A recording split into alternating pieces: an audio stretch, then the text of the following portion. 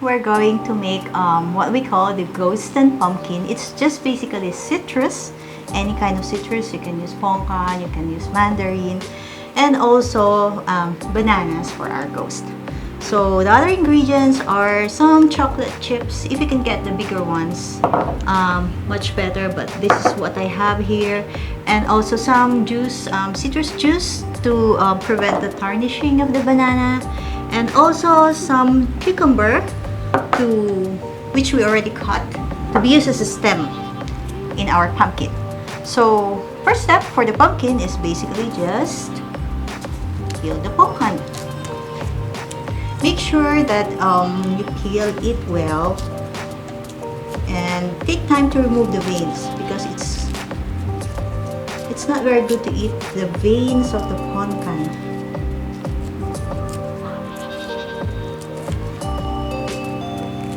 There you go. So this is a very ideal dessert after a heavy meal.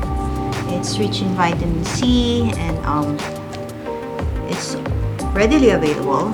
It's so easy to make. So just stick the cucumber sticks on top. So basically that would be your pumpkins. There you go. Get a good one.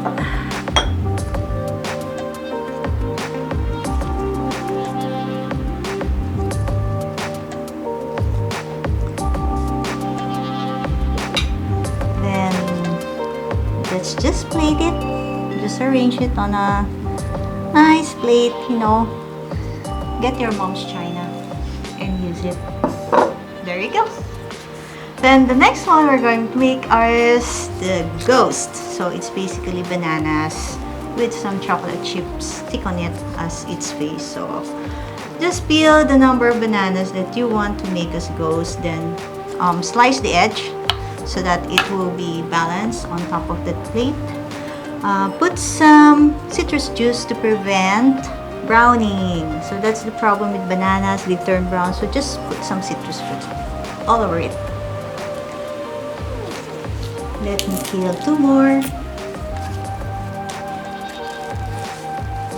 You can use actually any type of banana. You can use lakatan, latundan, you know, the ones that you find in the grocery store. What else? Señorita. No, anything you fancy. Then. So the trick is, okay, this is the hardest part because it's a surgical precision. And I'm having a hard time sticking the eyes on the bananas. Wait! There you go! Our first ghost!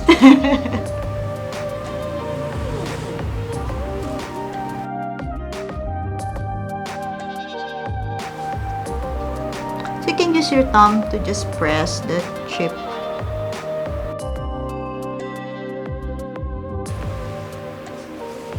And the last one.